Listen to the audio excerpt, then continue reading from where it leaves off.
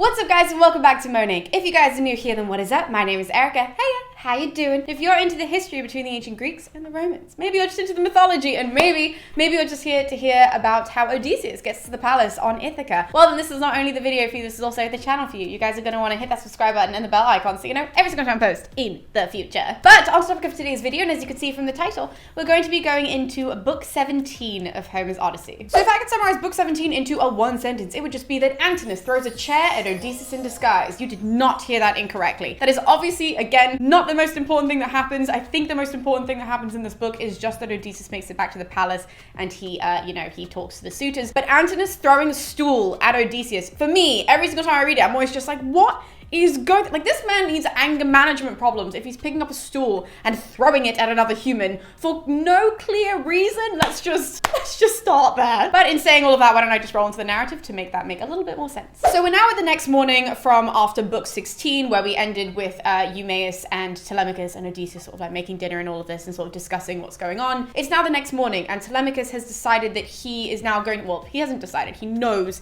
he's going to go down to the palace in order to return to his mother, because he says to Eumaeus in this moment that if he doesn't go down now and he doesn't see his mother face to face, then she is going to keep mourning him as if he's dead, and she needs to see him in the flesh in order for like her heart to settle and her heart to be calm again. Eumaeus obviously super supports him and is like, yeah bro, go do your thing. And Telemachus looks at him and he just says, all right, here's my only thing from you that I need you to do in my absence. I need you to bring the beggar down to the town because he shouldn't be here. That's like not fair on you. And also then hopefully I can try and help him with, food from the palace and all this. I will try my best, but just bring him to the palace. I can't do that now. I have to go and see Mum Bear, and then after that I'll handle it. Odysseus in disguise then stands up and he says that he would actually prefer to go down to town when he kind of sees that Eumaeus is gonna like start sort of arguing. He says that he would prefer to be down there because, and I think this is a really good point, that he's like disguised as an old beggar, right? So he's not actually of any use to Eumaeus. And he says that because he's on a farm, like what kind of work is he going to do? He can't do anything. He just has to sit in the hut and sort of wait for people to come to him because he can't go out and tend to the pigs. He can't go out and do any farming work. So he says that because of that, he would feel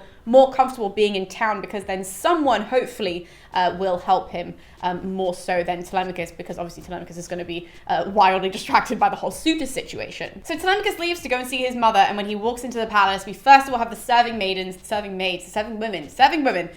women though, they see Telemachus first. Obviously all of them are just like freaking out. Like Eurycleia, who is the most famous, the most well-known of all of them, like runs up to him and like kisses him on the cheek and is like, crying her eyes out and everything. And as this is happening, Penelope comes from downstairs and she sees Telemachus across the hall and she runs over to him. She starts crying as well. She is bawling her eyes out, and she basically has this moment where she doesn't actually hit Telemachus, but it's as if she does, because she's like, how could you leave without telling me? How could you leave in secret? How could you leave against my will, against my wishes? You left me. I didn't know if I was ever gonna see you again. It is actually really heartwarming to have this moment, especially because she ends her little speech by asking him immediately. She's like, so since you've gone, I've accepted that you left because you're a little shithead, quite honestly, but did you meet anybody who has either met Odysseus or has heard of his journey home? Telemachus, though, instead of actually replying to the question, he just says, look, Mom, that's gonna make me cry right now, and I don't really want to do that. In fact, I would much rather that you go up to bathe and we can discuss it later, because I'm a little emotional right now after coming home. Because Telemachus is kind of the man of the house at this moment, she does listen to him. Penelope does listen, and she goes to take a bath and everything like that. And when she comes back downstairs,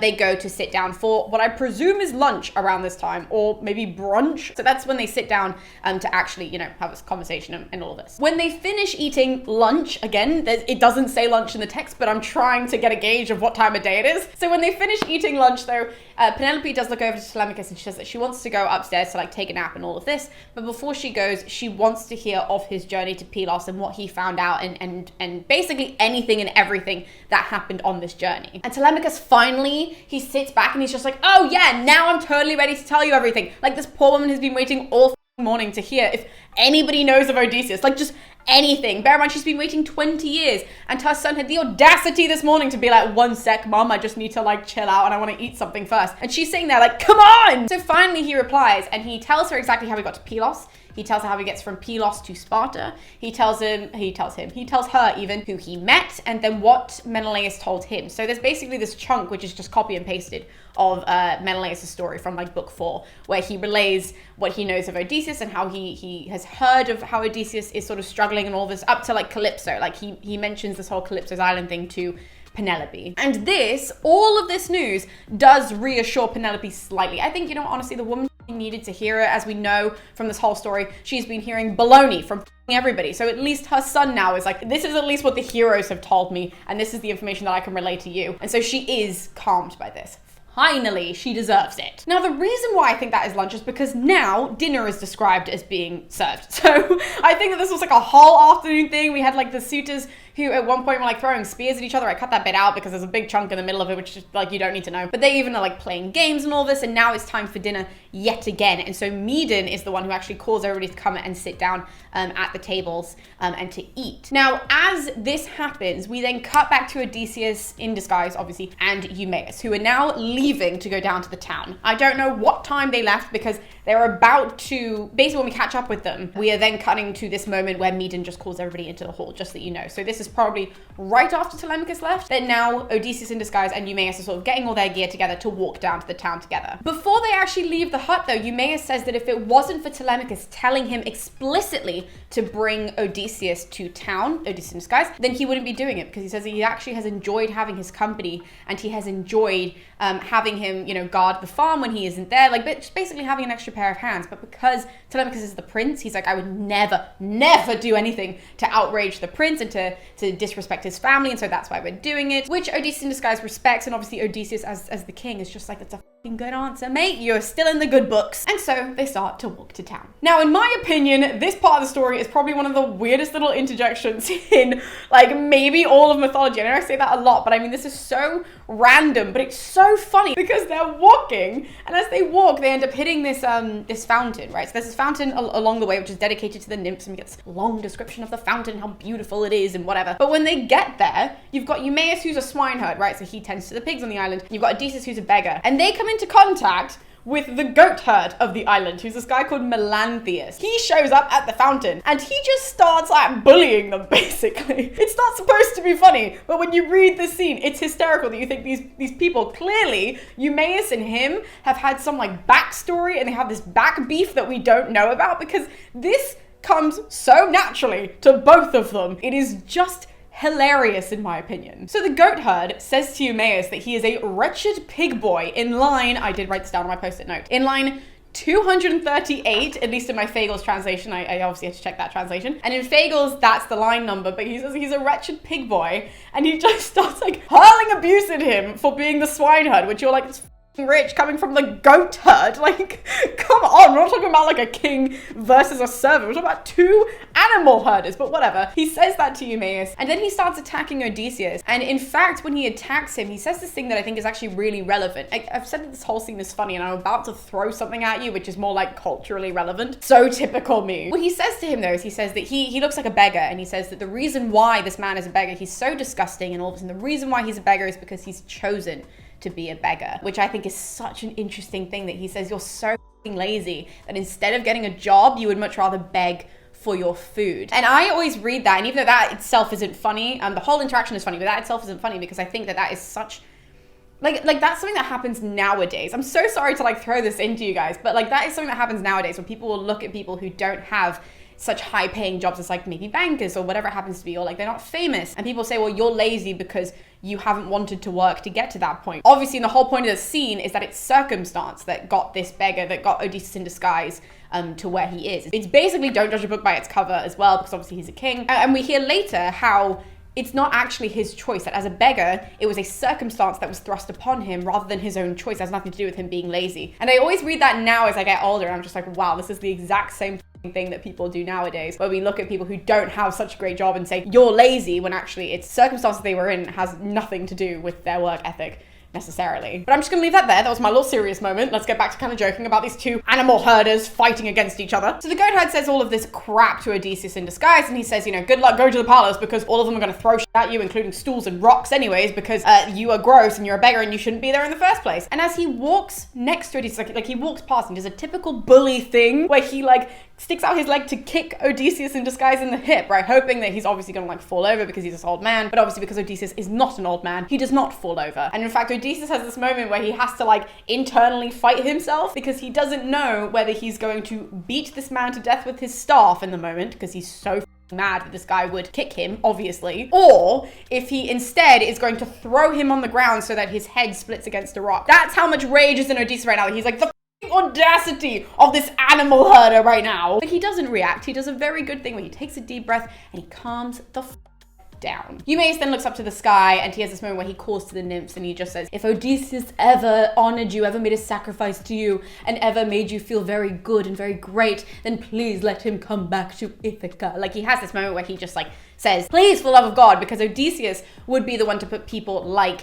this goat herd and like the suitors back in their place. And so that's what he's praying for in front of the other two. At this, the goat herd then turns around like as his parting word and he just says, Eumaeus, you're all talk and no action. And then he turns around and he goes back down to the palace. And when he gets there, this is interesting, when he gets there, he goes to sit opposite Eurymachus, who's one of the problematic suitors, if you have not forgotten, goes over to him and he sits with him because apparently Eurymachus really likes him, which I think is very telling and why he's probably so rude. Eumaeus and Odysseus in disguise now walk down to where the palace is, and when they get outside, Eumaeus sort of stops in front of the doors, and Odysseus in disguise has this moment where he's like, oh my goodness, this must be the palace because it's so beautiful and it's so amazing and look at how grand it is. And obviously Eumaeus just kind of looks at him and goes, well, duh, this looks very different to my hut. And Eumaeus says that there are going to be two ways that they can approach this. He says either I'm going to go in first or you're going to go in first. Now he says that they can't go in together, so it's one or the other, and he says, you know, you can kind of choose. But he says that if Odysseus in disguise decides to go in second, he has to be really careful because Eumaeus says that if he's sort of left unattended, he's a stranger, he's a beggar, he's probably going to have rocks thrown at him. That is literally the quote, that it's like, you should watch out if you're going to be out here by yourself. Rocks could be flung at you at any moment. And Odysseus in disguise in reply says, okay, Eumaeus, you go in first because I'm no stranger to having rocks thrown at me. This is like a Charlie Brown moment, I swear to God. Have you guys seen like the Halloween pumpkin patch one where he gets a rock for Halloween? He's constantly like, I got a rock, instead of getting chocolate. That's how I feel about this moment whenever I read it, that I'm just like, is it normal to treat beggars this way, that you're just gonna throw rocks at them? What? But as they're having this conversation, there's a very interesting moment where there's a dog. There's a very old dog that's sort of a bit away from them against the wall, and the dog hears Odysseus's voice and immediately knows that it's his master. But the dog is so old, and we get this whole backstory to the dog of like how Odysseus got the dog and how he raised the dog and how the dog was his like hunting dog and all of this. So we understand the great relationship they had. And Homer explains that when Odysseus left for Troy, no one cared for the dog as much as Odysseus had. And so he was very malnourished. He was super old at this time. He's literally like wasting away, right? Where he's lying, he's struggling, he's on his last leg. But he hears Odysseus's voice and his little head sort of pops up and his ears sort of prick because he's just like, oh my God, it's Odysseus. But he doesn't have the strength to go over to his master to like go and greet him. And Odysseus doesn't notice him either. So the dog just sort of like lowers its head back down, and then now that he knows that his owner is back, he can like peacefully sort of pass away. You just kind of wish in that moment that Odysseus like looked over and had been like, oh my God, it's my dog, and gone to like cuddle it or something, or the dog had a little bit of strength to bark to get Odysseus' attention, but he doesn't, and you're just like, no. And with that wonderfully uplifting note, we are then told by Homer that then Eumaeus walks into the palace ahead of Odysseus in disguise. When he gets in there, Telemachus sees him immediately and calls him over to sit with him, and so he does. He sort of comes over and he brings up a chair and he gets all of his food ready. And sort of after a moment, we have Odysseus in disguise walk in, but he doesn't get noticed. Obviously, Telemachus knows who it is, but he doesn't get noticed by anybody, and he goes to stand just sort of near the door. There's like a cypress pot thing, and he goes to stand by that, and Telemachus then notices him, and so he turns to Eumaeus and he sort of puts some bread in a basket and he gives it to Eumaeus, and he says, go give this to the stranger by the door and tell him that he should go around to the suitors and to ask them for extra food. So everybody gives a little bit of their own food, right? This is hospitable. This is how it should be. Eumaeus nods and he walks over to Odysseus in disguise. He gives him this little basket, relays the information that Telemachus gave him. Then Odysseus has a moment where he's just like, have Zeus praise the prince. And Athena then comes down to him and urges him to do the second part of what Telemachus says, which is to go around to all of the suitors and to ask them for food, because she says to him that it's a fabulous way to test the suitors, to test how hospitable they are, to test how loyal they are. So she says, go and do that. It's a fabulous thing. So as Phemius sings, do you remember Phemius? Phemius was the original bard that Penelope yelled at, right? So he's still singing. So he gets up and he sings his little song, and as he does that, then Odysseus sort of brings his little basket that Telemachus had given him, and he goes around to all of the suitors to ask for like a morsel of food. And when he walks around, you've got all of them who are kind of yelling to each other, just kind of being like, who the f is this beggar? Who let him in? Blah, blah, blah, all of this sort of stuff. And in fact, the goat herd stands up at this point. The goat herder, he stands up and he goes, funny you all should say that. I actually met him not too long ago, and I actually didn't ask who he was, so I have no clue. But I've met him before. And that, Antinous then turns around. He lets slip that he saw him with Eumaeus earlier, and this obviously irritates the f out of Antinous. And so Antinous then turns around to Eumaeus and goes, who the f do you think you are, bringing us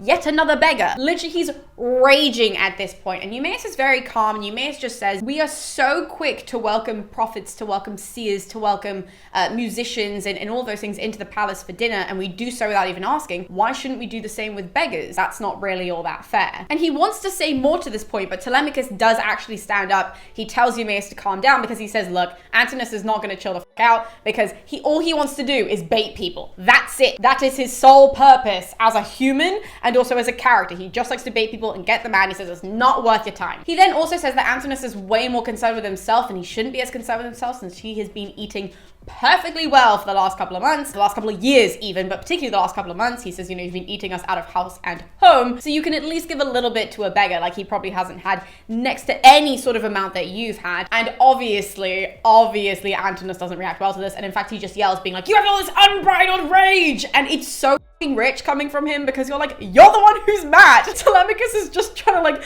chill the situation down, and Antinous is screaming at everyone, and he's such a child that he pulls this chair out from under the table and he puts it under where his feet are so that he sort of sticks his feet up and he just goes.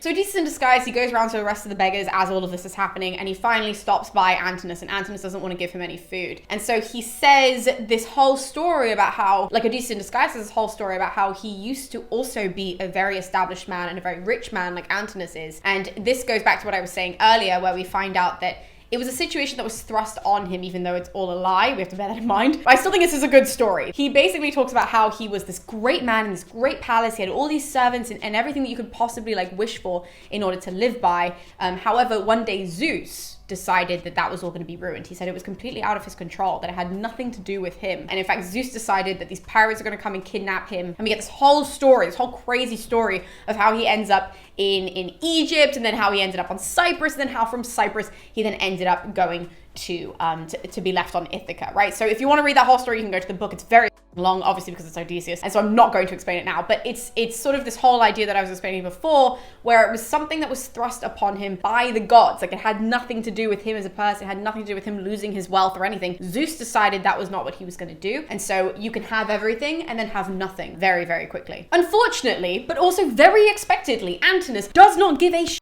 In fact, further than that, he literally just interrupts the middle of the story, and he looks around to everyone saying, who the fuck is responsible for this man in this room? I want nothing to do with him. He's done nothing but spew shit since he came in. Odysseus in disguise then says that even though Antinous is very handsome, he has no sense in his head, which like we can all fucking agree with, but obviously Antinous doesn't take this well at all. In fact, this is literally like the last straw for Antinous, that he flips.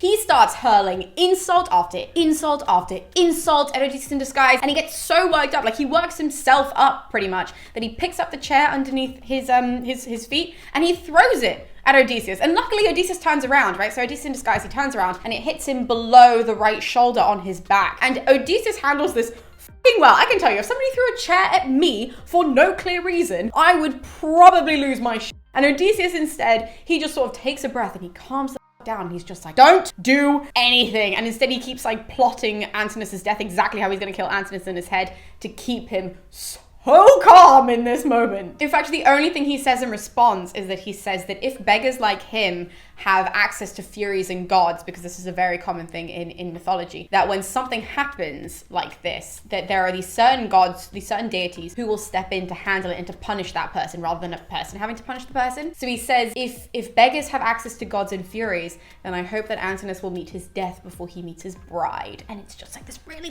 powerful moment, and you're sitting there like, yes, man! Antinous, again, still in a bad mood. So he then yells back at Odysseus. Odysseus did not yell at him just then, but he yells back at him and he says, you better sit here and eat or get lost, basically, is what he says. Otherwise, all of the other men are gonna like skin him alive. And he's like, you won't live to see another day. And all of the suitors are listening to this, and Homer lets us know that none of them agree with him, that they're all just like, this is insane. And he says that all of these are naked threats, but the suitors all acknowledge that this is basically a crime, that he's just like attacking this person, this beggar, for no clear reason. And even a bunch of them stand up to basically say to Antinous, like, okay, maybe this isn't a crime, maybe this isn't a legal crime. However, you know that the gods tend to disguise themselves as beggars and come and test mortals, and so this might be the case. He might be a god, in which case, not only are all of us dead, but you in particular are dead, so you should probably be a little be careful about this. And this is actually a very common theme. Gods do this all the time, so they have a very valid point. But obviously Antinous doesn't listen to anybody. Are we surprised? Not really. Telemachus then feels really emotional because he obviously knows that this is his dad, and so he's trying his best not to cry because he can't step in. Odysseus has already previously told him, no matter what suitors do, you cannot do anything. So he's just sort of sitting there and he's just like trying really hard to control himself. But you know who isn't? Penelope. Penelope stands up. She's had it up to her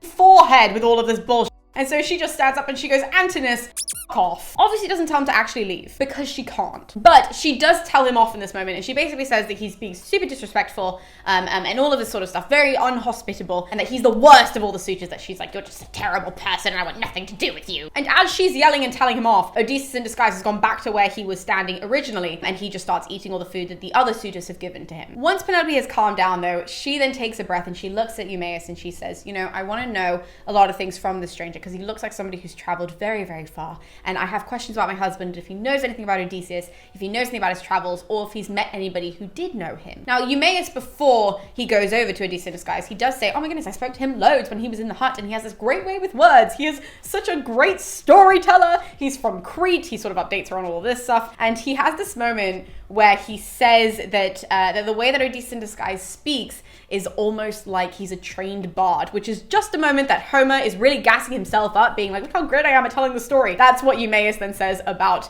Odysseus in disguise, that he's this really great storyteller and everything. And Penelope's like, well, that's fantastic, but I need you to go over there and to tell him that I want him to come here so that we can have a chat. Now, her speech is quite long to Eumaeus, and she sort of ends this by saying that she wishes Odysseus was back on home soil, because if he was, then he would be the one who could punish the suitors in this moment and could make them, you know, really suffer and all of this. And when she finishes this thought, Telemachus, funnily enough, like right next to her, sneezes like super loud. It like echoes throughout the entire hall, and it makes Penelope start laughing because she's like, see, he even just sealed this. Like his sneeze just made this like finite, that this is what's gonna happen. We're gonna have Odysseus come back and like finish all of this sort of stuff, so I need to talk to this guy. And it is this sort of funny moment where it's like, obviously the sneeze wasn't intentional, but she's just like, see the sneeze. So Eumaeus then walks over to Odysseus in disguise. He relays this information, and then Odysseus replies saying that he does want to speak to Penelope, obviously because he has things to tell her about Odysseus. However, he instead doesn't want to do it in front of all the other suitors. He says it's probably not a good idea. So instead, what I would suggest is if we could talk when the sun goes down, when all the suitors have left the hall, we'll talk then. But until then, I would like to sit by the fire if we could make one of those, because I'm really cold because I'm a beggar and I'm in rags. And so Eumaeus then walks back over to Penelope, and before he can even speak, Penelope's like, excuse me, did you not tell him that I want to speak to him? Why did you return without him? Is he shy or something? Which to that Eumaeus says, well, actually he has a better idea, and he's kind of like not wrong, because all of the suitors will probably eat him alive, so he wants to talk to you later when all of them have gone. Is that okay? And Penelope goes, actually, that is a very smart idea. He's totally right. We'll wait until then. Eumaeus then goes back to mingle with the suitors. He has a moment where he talks to Telemachus a little bit, and then he finishes up his meal, and then he goes back to the farmstead. And that is the end of the book. Thank you guys so much for tuning into book 17. It's not one, again, sort of like a bunch of these books. Nothing really happens in this one. You just kind of need to know all the setup, because now we're setting up for the suitors to die. And I think I speak for everybody when I say that we're all ready, all of us. So thank you guys so much for tuning into this episode, and we'll be seeing you next time with more videos here on Monique. So I'll see you then.